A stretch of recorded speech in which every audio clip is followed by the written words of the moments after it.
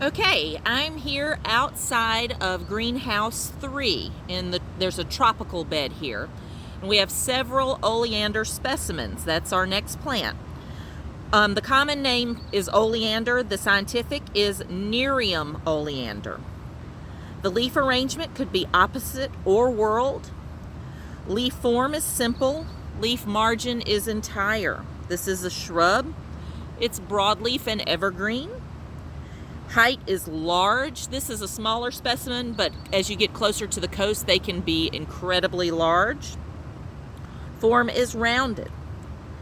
And for soil and moisture preferences, it prefers well-drained to dry conditions. So well-drained soils are often sandy soils. That's why it's prevalent at the coast and why it seems to do so well here. And then those sandy soils drain very easily. Plunge prune when necessary to control the size. This is not a plant that you're going to want to hedge trim. And the other thing, and we'll touch on it in a little bit, is that this one does suffer some cold damage. And so plunge pruning is the best way to remove any of those affected branches. The growth rate is average to rapid. The exposure to light is sun. The climactic hardiness zone is 8 to 11. So lots of times, some of the plants we've learned, we're at the top end of where they're hardy. They like climates a little cooler. For once, we're on the bottom end of their hardiness zone bracket. So this plant is truly southern to subtropical. So it likes it further south than here and into the Caribbean. Landscape uses are foundation, groupings and masses, hedge, naturalized setting, screen, and container garden. Flowers are considered showy. The season is summer. The colors are white, pink, and red.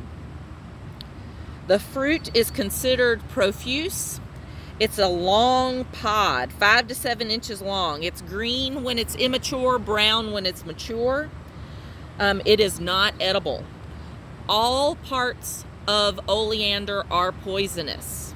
I remember as a teenager, I read the book White Oleander, and it was about somebody that murdered somebody with oleander. So all parts of this plant are poisonous.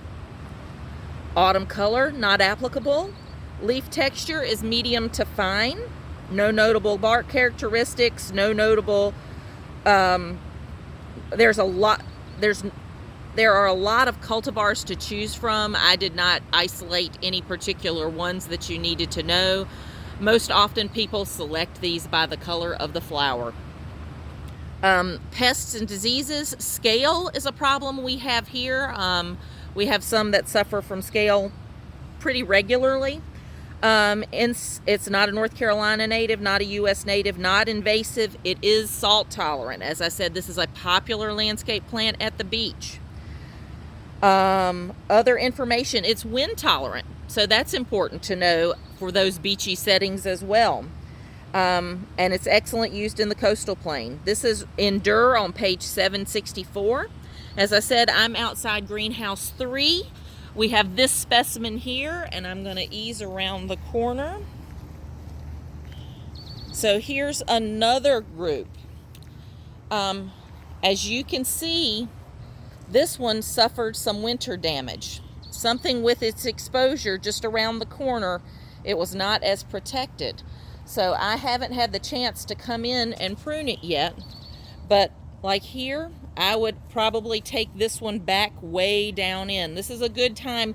This plant's gotten a little irregular, so this is a good time for me to kind of bring it back into shape and scale it down. But this one, I've watched it, it held really well, and then some of our later cold snaps appeared to claim some of its newer growth. And I've seen scale on this one in the growing season, but unfortunately I don't see any right now. But I'll keep my eyes out and share that should it arise.